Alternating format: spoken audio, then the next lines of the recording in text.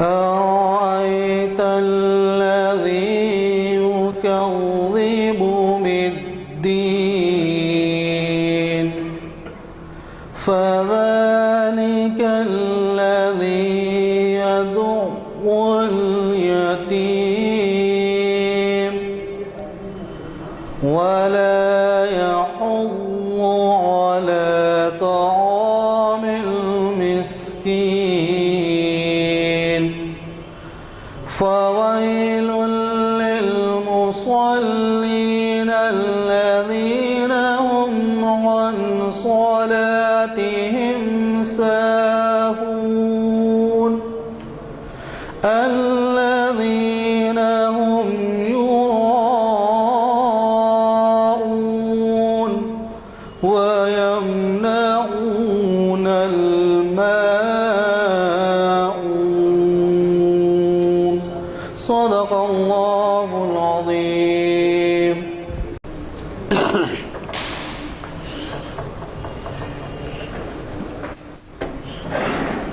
السلام علیکم حضرات، جیسے کہ آپ واقف ہیں، ہماری آج کی اقبال شناسی کی محفل 645ویں محفل ہے، جسے فاضل مقرر آپ کے جانے پہچانے ڈاکٹر خواجہ ناصر الدین مخاطب کر رہے ہیں۔ مجھے اس لیے کچھ تعارفاً کہنا پڑتا ہے کہ ہماری ان محافل کو ویب سائٹ میں دنیا بھر میں دیکھا جاتا ہے، اس لیے کچھ تعارفی الفاظ ابتدا میں کرنے پڑتے ہیں۔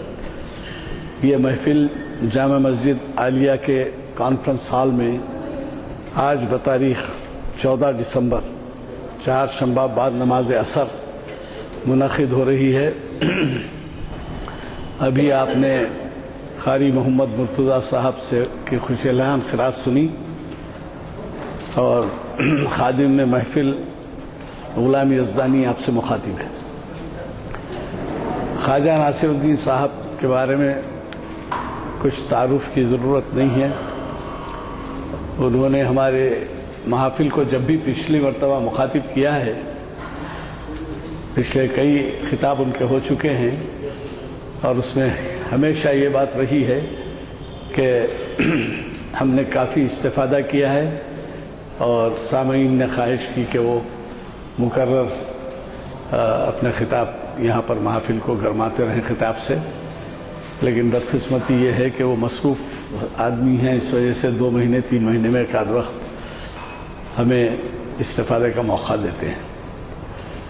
مجھے یہ بتانے کی چندہ ضرورت نہیں ہے کہ ہم اپنے مقررین سے خود عنوان حاصل کرتے ہیں، اور اس کی وجہ یہ ہے کہ ظاہر ہے کہ جو کچھ خطاب ہوتے ہیں، جو کچھ عنوانات ہوتے ہیں، ان کا تعلق حالات کے پس منظر سے بھی ہوتا ہے۔ تو ایسے لوگ جو حالات، زمانے کی رفتار اور مختلف ڈیولپمنٹس وغیرہ پر نظر رکھتے ہیں اور نفس پہ ہاتھ رکھے ہوئے ہوتے ہیں، تو ان سے خود ہم جو ہے عنوان مانگتے ہیں۔ اب آپ دیکھیے آج کا عنوان کس قدر دلچسپ ہے اور کتنا اہم ہے، فکر اقبال کی دور حاضر میں اہمیت۔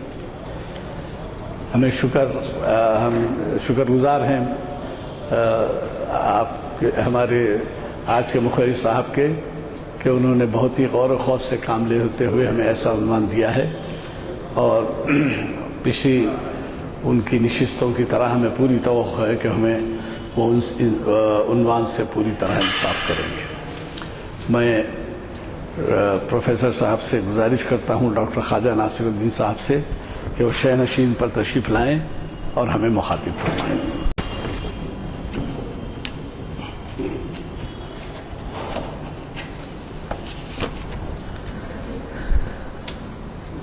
اعوذ باللہ من الشیطان الرجیم، بسم اللہ الرحمن الرحیم۔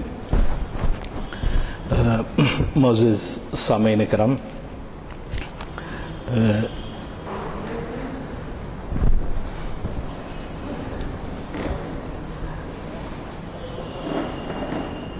جب بھی فکر اقبال کا مطالعہ میں کرتا ہوں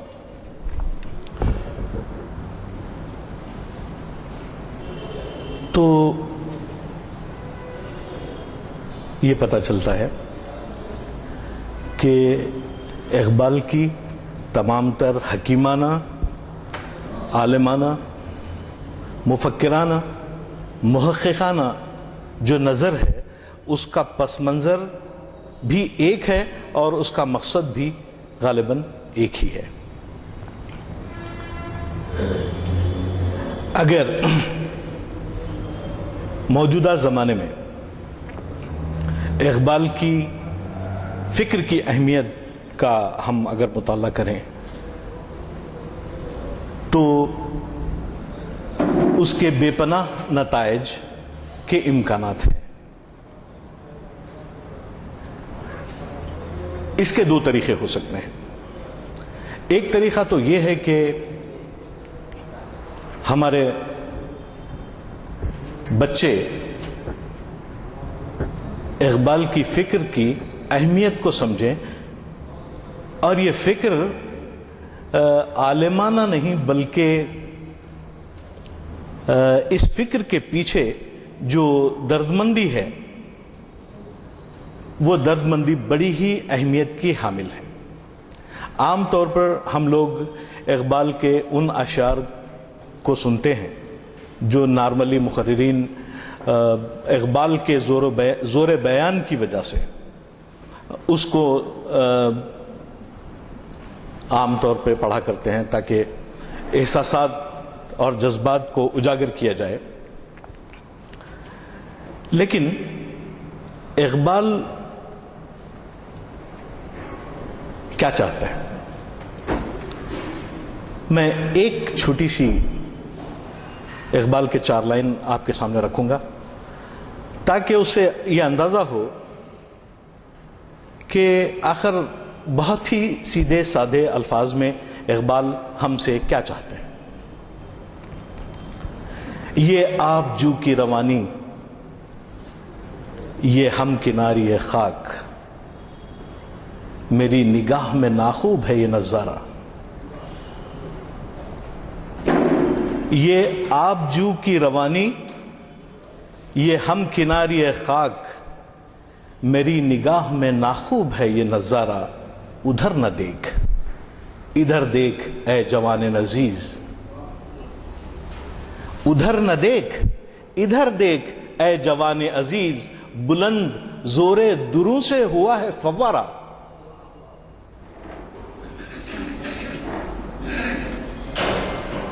جو زمین کو چیر کے اپنی طاقت اور اپنے بل پر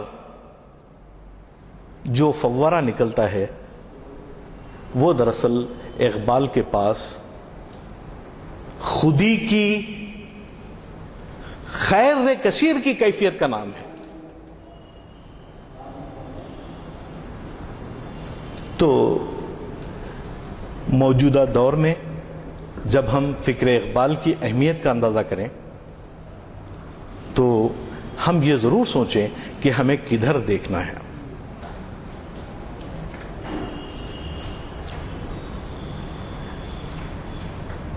بڑے بڑے مفکرین،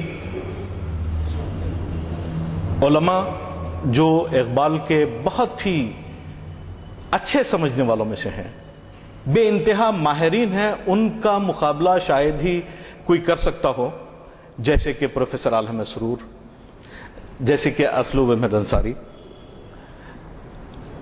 اور بے شمار لوگ ہیں جنہوں نے اقبال کی حکمت کو اپنی علمیت کے سہارے سمجھا ہے اور اس کو اپنے طلباء کو سمجھانے کی کوشش کی ہے۔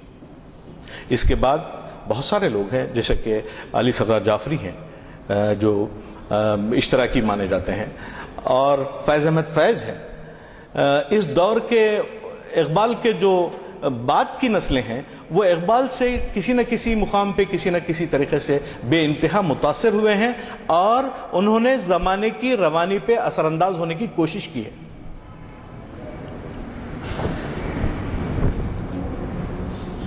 یہاں ایک سوال یہ پیدا ہوتا ہے کہ موجودہ دور کے عوامل یا عناصر کیا ہیں؟ یہ جب ہم موجودہ دور کی بات کرتے ہیں تو یہ آخر موجودہ دور ہوتا کیا ہے، اس کی کیمسٹری کیا ہے؟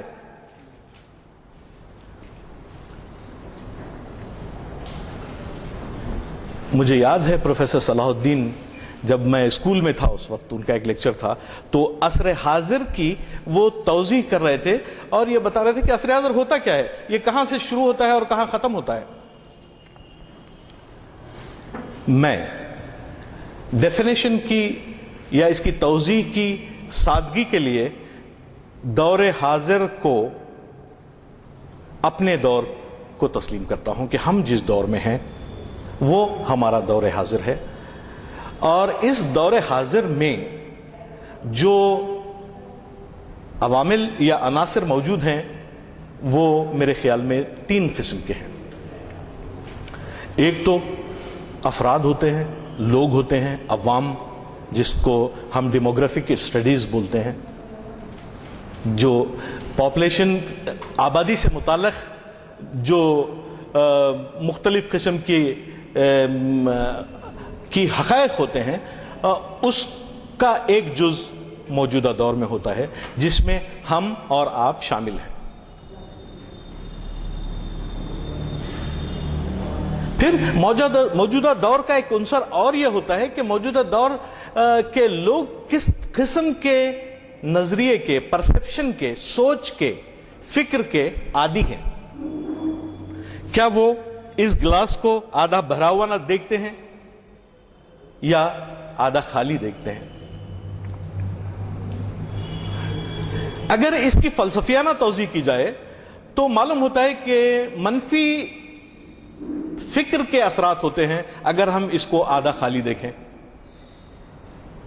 اور ہم اس کو آدھا بھرا ہوا دیکھیں تو یہ مثبت فکر کی علامت ہے کہ یہ وہ لوگ آپٹیمسٹ ہیں، وہ زمانے کے میں کسی بھی کمی کو جو ہے مانتے نہیں بلکہ جو کچھ ہے اس کو بہت ضروری سمجھتے ہیں. لیکن موجودہ دور میں یہ پرسپشن بالکل بدل گیا ہے. کس طرح بدلا ہے؟ اس طرح کہ اگر آدھا گلاس خالی ہے تو آپ کے لیے بے تحاشا ترقی اور گروتھ کے اپرچونٹیز موجود ہیں، آپ کے پاس مزید ترقی کے امکانات موجود ہیں. تو اس کو جہاں جہاں ویکیوم ہوتا ہے، جہاں جہاں خلا ہوتی ہے ترقی کے راستے میں، وہاں آپ کا یہ نقطہ نظر کہ آدھا گلاس خالی ہے تو بھی آپ کے لیے آپ پاس بے تحاشا اپرچونٹیز ہیں کہ اپنی جدوجہد اور اپنے فکر سے اس گلاس کو بھر دیں. اور آدھا گلاس بھرا ہوا ہے تب بھی آپ کے پاس یہ موقع موجود ہے کہ باقی آدھے گلاس کو آپ بھر دیں.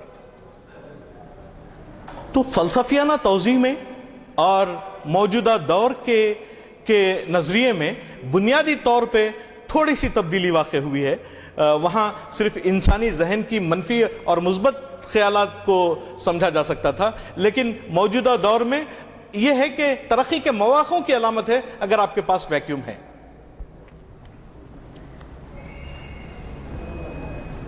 دو باتیں میں نے آپ سے بتائیں. ایک تو یہ کہ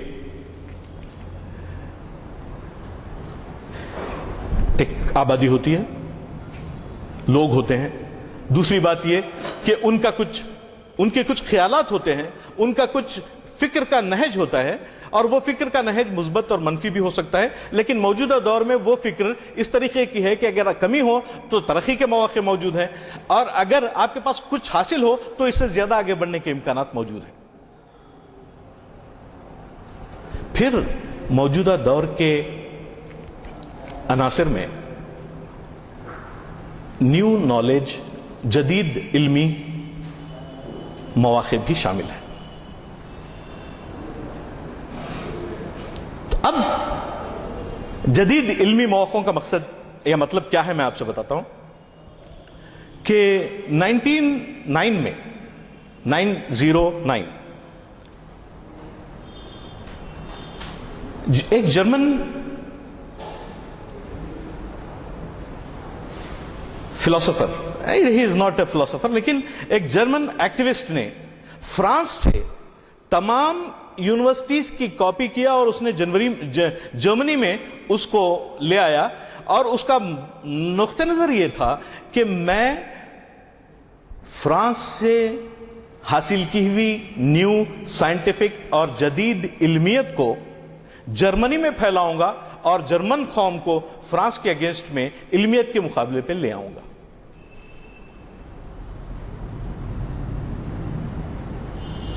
تو نئی نالج، نئی سائنس اور نئی معلومات کی یہ اہمیت ہوتی ہے۔ ایک سوال یہاں یہ ہے کہ کیا ہم اپنی فکر اور ذہنیت کے اعتبار سے اس مقام پہ پہنچے ہوئے ہیں کہ اپنی علمیت اور نئی نالج کے حصول کے ذریعے دوسری قوموں کے مد مقابل جا کے ٹھہر جائیں گے؟ اگر ایسا ممکن ہے یا اگر ایسا امکان ہو سکتا ہے تو پھر ہم یہ سوال کرتے ہیں کہ ہمارے پاس کیا وسائل ہیں، کیا طریقہ کار ہے کہ جس کی بنیاد پر ہم جدید علوم کو اپنے اندر جذب کر کے اپنے آپ کو فائدہ پہنچائیں گے اور نسل انسانی کو فائدہ پہنچائیں گے۔ علامہ اقبال اس معاملے میں بڑے ہی پریشان ہیں۔ میں آپ کو بتاتا ہوں کہ وہ پریشانی کیا ہے۔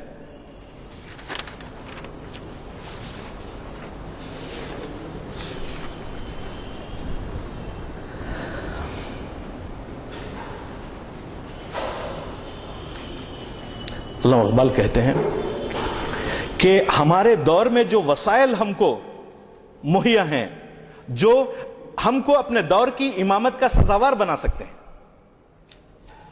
ان کی حالت زار یہ ہے، اس کو بدلنے کی ضرورت ہے۔ وہ یہ ہے کہ عشق و مستی کا جنازہ ہے تخیل ان کا، ان کے اندیشے تاریک میں قوموں کے مزار۔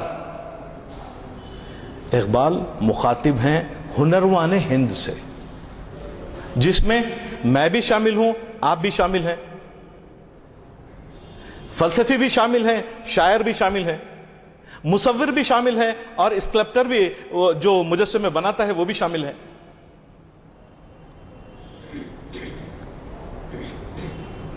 کیا ہماری بے عملی کا جو نتیجہ ہے اس کے اثرات کس قسم کے ہیں، وہ اقبال کے لیے بڑے ہی پریشان کن ہے۔ عشق و مستی کا جنازہ ہے تخیل ان کا، ان کے اندیشہ تاریک میں قوموں کے مزار، موت کی نقش گری ان کے صنم خانوں میں۔ دیکھیے، وہ زندگی جو زندگی کی خطروں کو پہچان کے نئے اقدار اور نئی تخلیق کا کارنامہ انجام نہیں دے سکتی، وہ موت کے برابر ہے اقبال کے نزدیک۔ یہی وجہ ہے کہ فکر اقبال آج بھی اس دور میں بھی اپنی تمام تر توانائیوں کے ساتھ آپ کے سامنے موجود ہے، اور دیر اس بات کی ہے کہ ہم فکر اقبال کی اہمیت کا اندازہ کریں اور اس کو اپنے سماج اور اپنی سوسائٹی میں، اپنے گھروں میں اس کو لاگو کرنے کی کوشش کریں، ورنہ نتائج بڑے خراب ہوں گے، کیونکہ موت کی نقش گری ان کے صنم خانوں میں، زندگی سے ہنر ان برہمنوں کا بیزار، چشم آدم سے چھپاتے ہیں مقامات بلند، کرتے ہیں روح کو خوابیدہ بدن کو بیدار، ہند کے شاعر و صورت گرو افسانہ نویس، آہ بیچاروں کے اعصاب پہ عورت ہے سوار۔ یعنی یہاں عورت ہے سوار کا مطلب یہ عورت یعنی جو فنون لطیفہ کے یہ لوگ اتنے بڑے قائل ہو گئے ہیں، یہ جو فنون لطیفہ کے پیچھے اپنی تمام تر فنکارانہ صلاحیتوں کو ویسٹ کرتے ہیں، اگر یہی قوم کی نفس پہ ہاتھ رکھنے کا کام کریں۔ مجھے یاد آتا ہے سردار جی کہ بابا فرید ایک شملہ میں ایک انگریزی کے پروفیسر مجھے ملے, ان کی وائف جو ہیں سردار ہندی کی پروفیسر تھیں, تو میں نے کہا کہ بھئی مجھے کچھ بتائیے آپ ایسا کہ جو ہے بابا فرید کی صوفیانہ اہمیت کا اندازہ ہو. تو انہوں نے یہ کہا کہ میں 2 چیزیں آپ کو بتاتا ہوں. روکھی سوکھی کھائے کے ٹھنڈا پانی پی, نہ دیکھ پرائی چوپڑی نہ ترسائیں جی. اگر آج آپ یہ دیکھیں گے کہ ہماری زندگی کا 75% حصہ لوگوں کی زندگی کو دیکھ کر ان کے جیسا یا ان کو شکست دینے والا یا ان کے برابر بننے کے امکانات پہ ہم غور کرتے رہتے ہیں.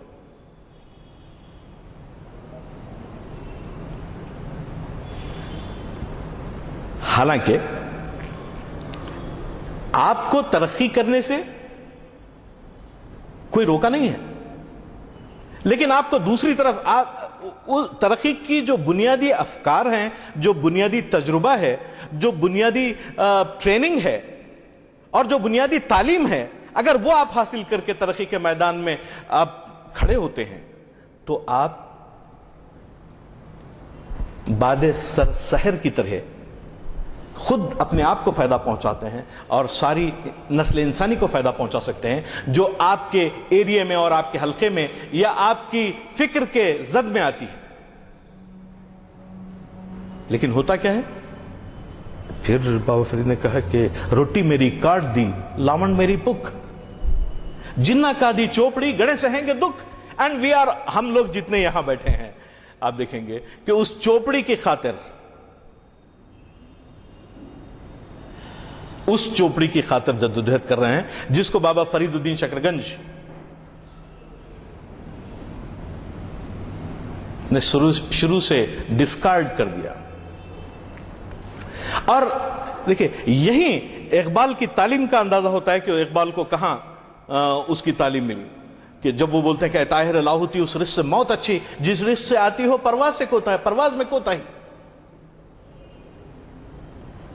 پرواز ہے دونوں کی اسی ایک فضا میں, کرگس کا جہاں اور ہے شاہین کا جہاں اور. اب گدیانہ میں اس کو کیسے بیان کروں کہ آپ وہ کیریکٹر کو چھوڑیں اور شاہین کے کیریکٹر کو اپنائیں اور اپنی ترقی کے راستے پیدا کریں.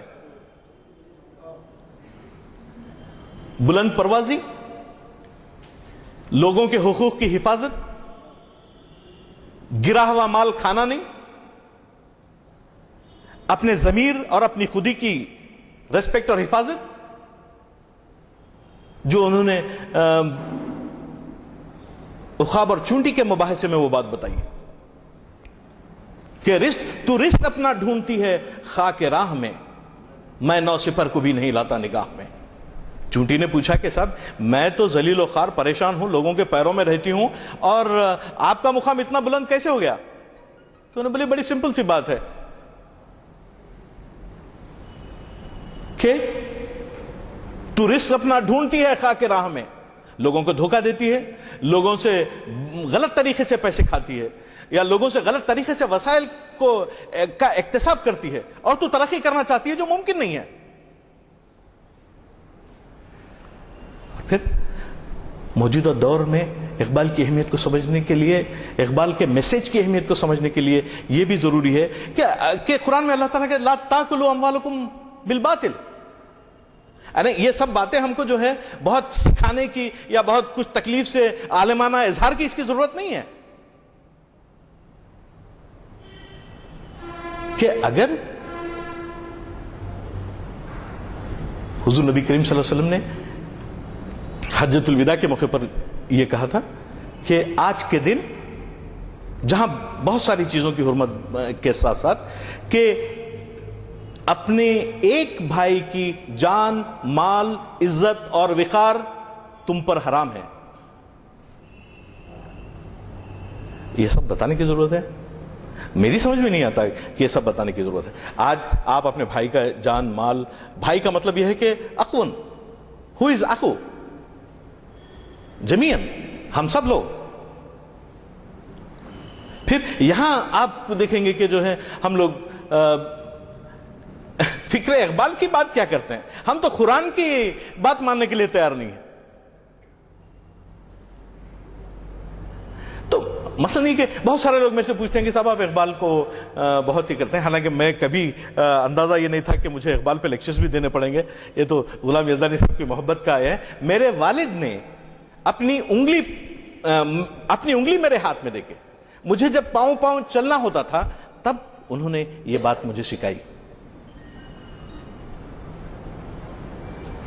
اس لیے سکھائی کہ تم اپنی عملی زندگی میں اس پر عمل کرو اور ہو سکتا ہے کہ تم کامیاب ہو جاؤ۔ آج مجھے اس بات کا اندازہ ہوتا ہے کہ جب میں اپنے کردار کی ایویلیویشن کرتا ہوں، واللہ عالم، لیکن ہمیشہ یہ کوشش ہوتی ہے کہ کسی کے ساتھ غلط برتاؤ نہ کیا جائے، کسی کو دھوکہ نہ دیا جائے، کسی کا مال نہ کھایا جائے، کسی کا دل نہ دکھایا جائے، ہمیشہ میری یہ کوشش ہوتی ہے۔ پھر عملی میدان میں اپنی غربت اور رغبت کو دور کرنے کے لیے بے تحاشا محنت مجھے کرنا چاہیے۔ یہ سب باتیں میں سوچتا ہوں، اور یہ جو اقبال بھی کہتے ہیں کہ بھئی یہ فلسفہ و شعر کی اور حقیقت ہے کیا، ایک حرف تمنا جسے کہہ نہ سکیں روبرو، کہ میں آپ سے یہ نہیں کہہ سکتا کہ دیکھیے بھائی اچھے عمل کیجئے، اچھے کام کیجئے۔ آپ کو موجودہ دور میں فکر اقبال سے، اکتساب سے کون روکا ہے؟ اقبال تو چاہتے ہیں کہ آپ، ان کا بار بار یہ کوشش ہوتی ہے کہ جو ہے میں تاریخ کو دیکھ چکا ہوں، میں موجودہ دور کو بھی دیکھ چکا ہوں، میں کسی اور زمانے کا خواب دیکھ رہا ہوں، میں یہ نہیں چاہتا کہ آپ مشرق سے بیزار ہوں یا مغرب سے بیزار ہوں، میں یہ چاہتا ہوں کہ جہاں بھی اندھیرا ہو اس کی صبح آپ کریں۔ جس قوم سے اقبال مخاطب ہے اس قوم سے اقبال کا یہ تقاضا ہے۔ دیکھیں میرے لیے بڑا آسان ہے کہ میں اقبال کی شکوہ جواب شکوہ پہ آپ کو ایک تجزیاتی مطالعہ پیش کر دوں آپ کی خدمت میں،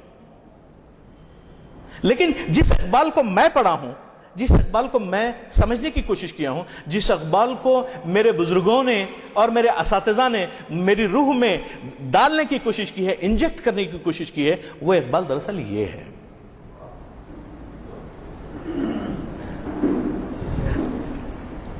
اقبال کہتے ہیں کہ مشرق سے ہو بیزار نہ مغرب سے حذر کر، فطرت کا اشارہ ہے کہ ہر شب کے سحر کر، ایک شور ہے مغرب میں اجالا نہیں ممکن، افرنگ کے مشینوں کے دھوئیں سے ہے سیاہ پوش، مشرق نہیں گو لذت نظارہ سے محروم، مشرق نہیں گو لذت نظارہ سے محروم، لیکن صفت عالم لاہوت ہے خاموش۔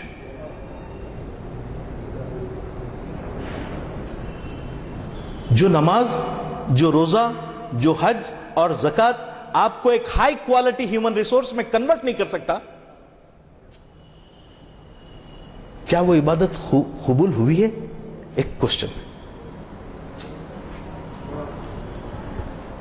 مشرق نہیں گو لذت نظارہ سے محروم، لیکن صفت عالم لاہوت ہے خاموش، مردہ لادینی افکار سے افرنگ میں عشق۔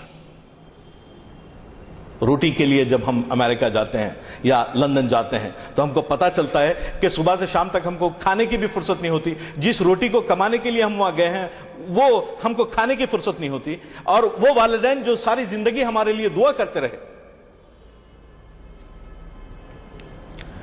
ہم ان کی پیشانی سے پسینہ پوچھنے کے قابل نہیں ہوتے۔ تو کیا بعض دفعہ بہت تکلیف ہوتی ہے، بعض دفعہ کیونکہ انگریزی کا سہارا لینا ہی پڑتا ہے کہ اردو میں وہ چیز ایک ایسا ڈائلاگ بن جاتی ہے جس کو لوگ آسانی سے نظر انداز کر دیتے ہیں۔ ذرا غور کر، یہ قابل غور بات ہے کہ مردہ لادینی افکار سے افرنگ میں عشق، ماں باپ سے، بھائی بہن سے، دوست احباب سے، اپنے مقاصد سے جو عشق یورپ اور امریکہ میں آپ دیکھیں گے تو آپ تو عشق کرنا ہی چھوڑ دیں گے۔ اور اگر آپ حسن پرست ہیں، اگر وہ عشق بھی اگر آپ دیکھیں گے تو آپ کو سمجھ بھی نہیں آئے گا کہ اس کے لیے لوگ چاند ستاروں اور بھینی بھینی خوشبو اور گلاب کے پھول اور مختلف قسم کا کیوں استعمال کیے ہیں۔ یہ تو کچرا ہے جو اس طرح پڑا ہوتا ہے۔ بات سمجھنے کی ہے. Whether you are good or bad, you have only 50 years at your disposal. آپ زندگی کو جیتے ہیں ہاریں, you have 50 years at your disposal. 50 سال کے بعد 25 سال میں اگر آپ کو یہ خیال آئے تو 50 سال آپ اگر اسٹرگل کر دیں تو ایٹ دا ایج آف 75 آپ کے بچے آپ کو اٹھا کے چبوترے پہ بٹھا دیں گے. اس لیے ان کی تربیت ضروری ہے.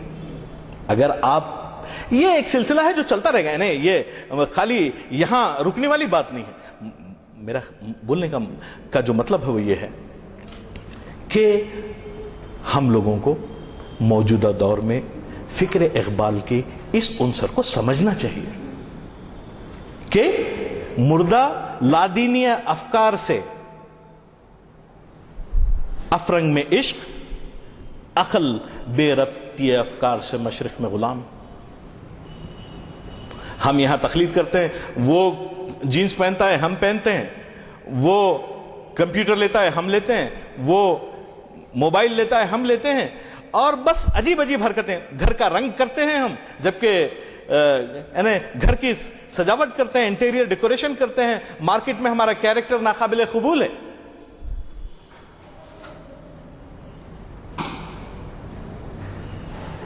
عقل بے ربطی افکار سے مشرق میں غلام. موجودہ دور میں اقبال کے متعلق کی جو اہمیت ہے وہ یہ ہے کہ اگر ہم علمیت کی بنیاد پر اس بات کو سمجھیں اور اس کو ایڈاپٹ اپنے اوپر لاگو کرنے کی کوشش کریں اور سمجھنے کی کوشش کریں تو میں سمجھتا ہوں کہ بہت بڑی ہماری کامیابی.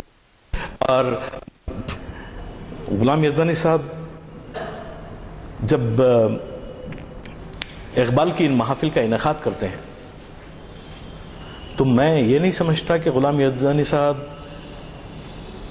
کیوں کرتے ہیں, لیکن ایک بات مجھے کلیئرلی سمجھ میں آتی ہے, صاف طور پہ سمجھ میں آتی ہے کہ میں اپنے جن والدین, اساتذہ اور بزرگوں کا ذکر کیا ہوں یہ انہی کا ایک حصہ ہے. یہ بھی یہ چاہتے ہیں کہ وہ میسج جس سے یہ خود فائدہ اٹھائے ہیں اور ان کی سبسیکوینٹ جنریشنز نے اٹھایا ہے وہ پاس آن کیا جائے. ورنہ محافل اقبال شناسی کوئی سمپل محفل نہیں ہے کہ آپ اس کو خالی اس طریقے سے لے لیں. تو میں نے بتایا کہ, اور پھر تیسری بات کیا ہے, اقبال کے ذہن میں یہی ہے کہ وہ نئے زمانے کی نئی دنیا کا خواب دیکھتے رہتے ہیں, اور نئی دنیا کا خواب آپ کی وجہ سے دیکھتے ہیں, آپ کے سہارے دیکھتے ہیں, آپ کی جدوجہد کی بنیاد پر دیکھتے ہیں. اور آپ عالم لاہوت کی طرح خاموش ہیں.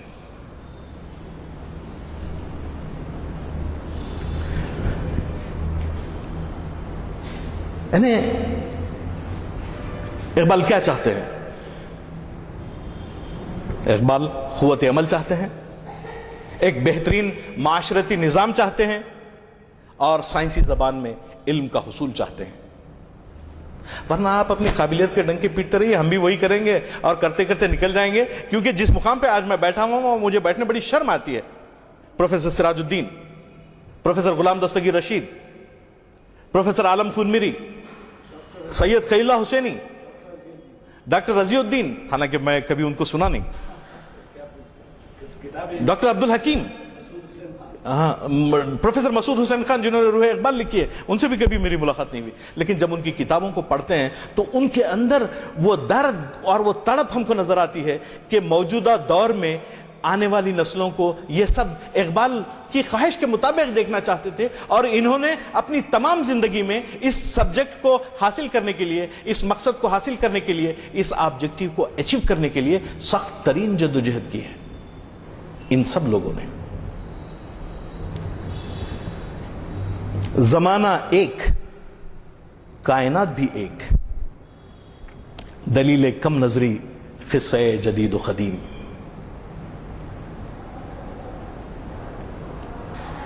قصہ جدید و قدیم دراصل دلیل کم نظری ہے, کیونکہ جدید اور قدیم کوئی چیز نہیں ہوتی. نالج اور علم جو اس وقت تھا جب بابا فرید کہہ گئے تھے، اور آج بھی وہی اس کی ویلیو ہے، وہی اس کی اہمیت ہے۔ سوال یہ ہے کہ کیا ہم اس کو اڈاپٹ کرنے کے لیے تیار ہیں؟ کیا ہم کچھ سیکھنے کے لیے تیار ہیں؟ کیا ہم کمیونیکیبل بھی ہیں کہ ہم جو بات سمجھ رہے ہیں وہ اپنی آنے والی نسلوں کو سمجھانے کے قابل بھی ہیں؟ واللہ عالم، واللہ عالم۔ کیونکہ اگر آپ دیکھیں گے لوگوں کو باہر تو عجیب قسم کے گزمو گیک اینڈ ٹوائے فریک آپ کو بازار میں ملیں گے۔ ہماری نسل کا وہ عالم ہے، کیونکہ فکر اگر اندھی ہو جائے تو راستہ نظر نہیں آتا۔ اقبال اس لیے کہتے ہیں اگر نہ سہل ہوں تجھ پر زمین کے ہنگامے، اگر نہ سہل ہوں تجھ پر زمین کے ہنگامے، بری مستی اندیشہ ہے افلاکی۔ مستی اندیشہ افلائی کی بھائی ضرورت نہیں ہے۔ اگر تیرے اوپر زمین کے ہنگامے ہی سہل نہیں ہے تو آسمانوں کی کیا بات کرتا ہے؟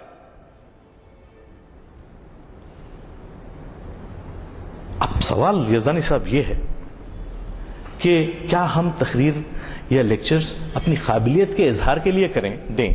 آپ سے سوال ہے میرا یہ، اور بلکہ تمام بزرگوں سے ہے کہ کیا ہم لیکچر اور بات چیت اس لیے کریں کہ لوگ ہمیں واہ واہ، جو میرے پرسنلی لیکچرز نہیں دینے کا جو وجہ ہے وہ یہ ہے کہ جو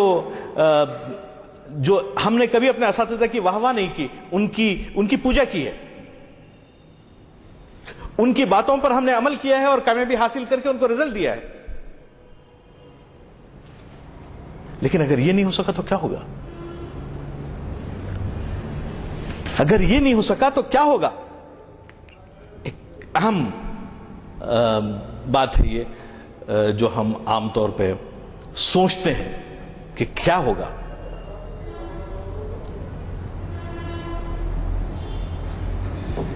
اقبال اپنے خطبات میں لکھتے ہیں کہ انسان کے لیے مقدر ہو چکا ہے کہ وہ اپنے گرد و پیش کی کائنات کی گہری آرزوؤں میں شریک ہو۔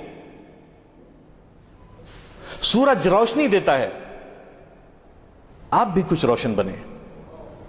چاند ٹھنڈی سی چھاؤں، ٹھنڈی سی آپ ایک دل نشین روشنی آپ کو فراہم کرتا ہے، اس قسم کی روشنی آپ دیں۔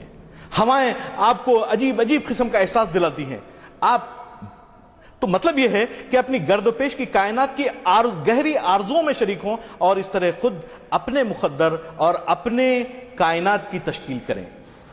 اگر وہ زندگی کے بڑھتے ہوئے دھارے کا زور محسوس نہیں کرتا تو اس کی روح پتھر بن جاتی ہے اور مثل مردہ مادے کے ہو جاتا ہے، اے ڈیڈ میٹر۔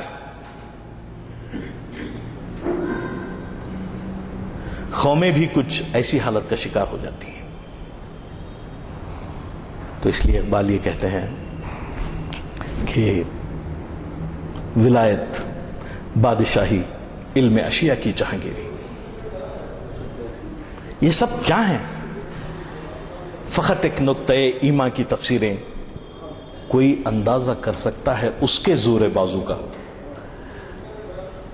اقبال کو تو وہ معلوم تھا، اس لیے انہوں نے کہا اس کے زور بازو کا۔ اگر مجھے لکھنے کے لیے کہا جائے تو میں پوچھوں گا کوئی اندازہ کر سکتا ہے کہ بجائے میں پوچھوں گا کس کے زور بازو کا؟ اب وہ تو ہے نہیں، تو اب کون ہے؟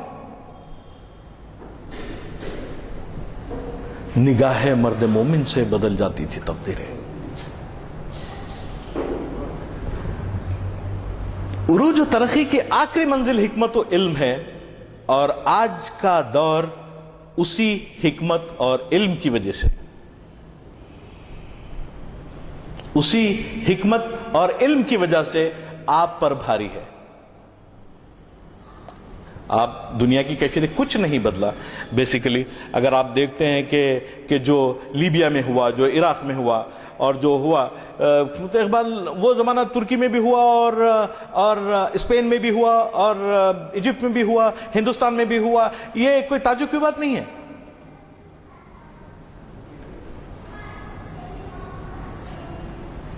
لیکن ہم نہیں سمجھے،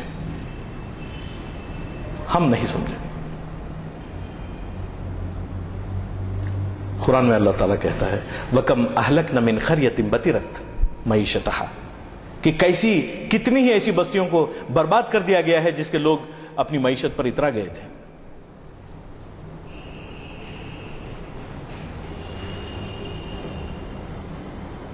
بہرحال میں نے آپ کے سامنے کنکلوژن میں یہ بات کہی ہے کہ موجودہ دور میں علم اور حکمت، حالانکہ وزڈم اینڈ نالج آپ کے اندر، آپ کے گھروں میں، آپ کی سوسائٹی میں ہونی چاہیے، کیونکہ اقبال یہ کہتے ہیں گفت حکمت را خدا خیر کشیر، ہر کجا این خیر را بینی بگیر.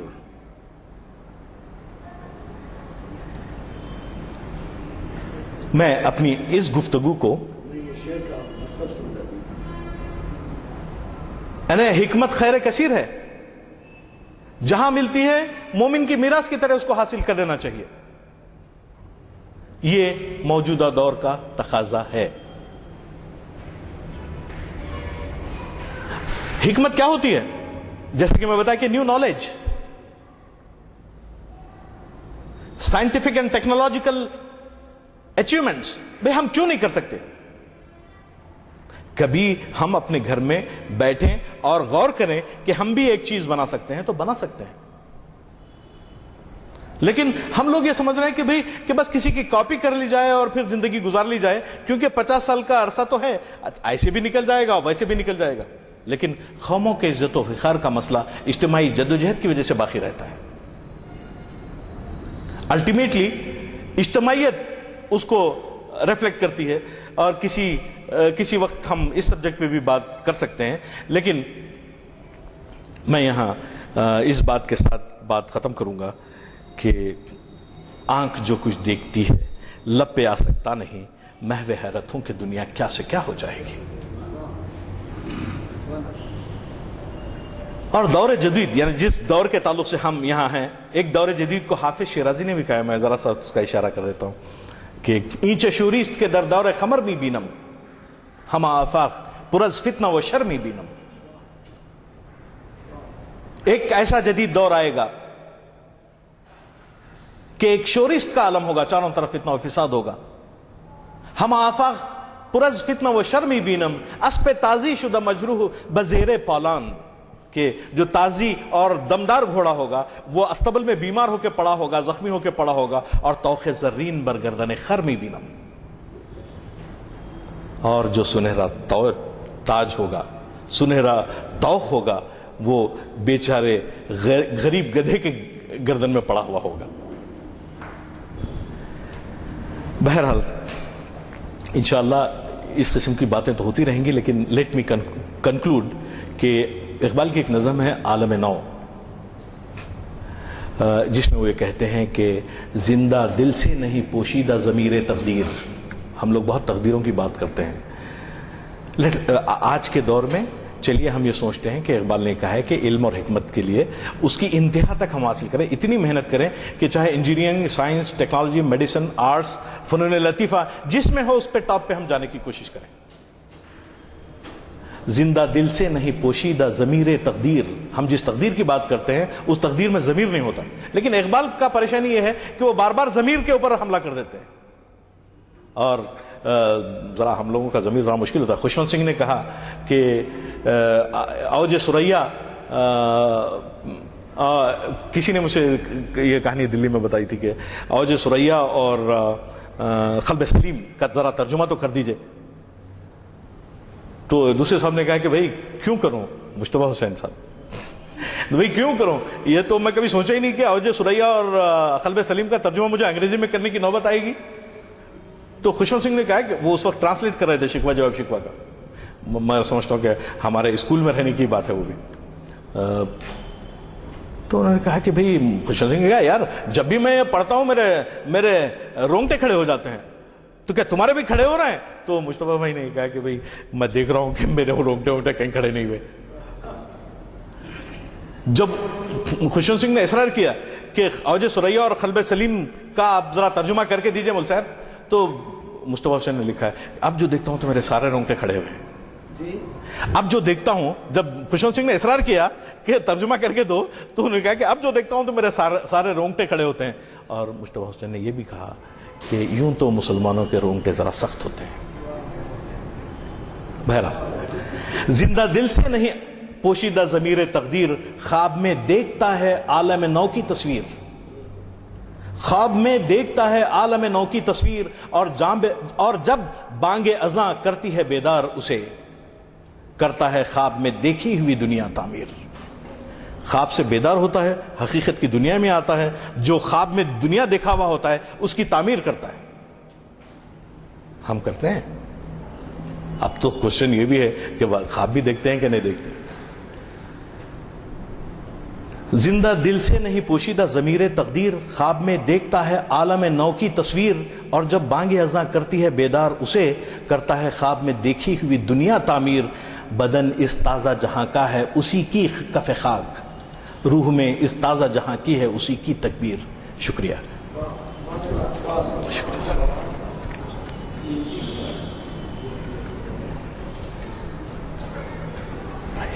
آئیے سر. آج کا خطاب عام زبان میں یوں کہا جا سکتا ہے کہ ایک سحر کے اثرات رکھتا ہے. آپ کو خود اندازہ ہوا ہوگا، انگریزی میں ایک کہاوت ہے یا سیئنگ ہے کہ ڈم فاؤنڈیڈ کہتے ہیں، جس کو اردو میں ڈم فاؤنڈیڈ کا کیا ترجمہ ہوگا جناب؟ ہاں، بہرحال مطلب یہ ہے یہاں بے آواز.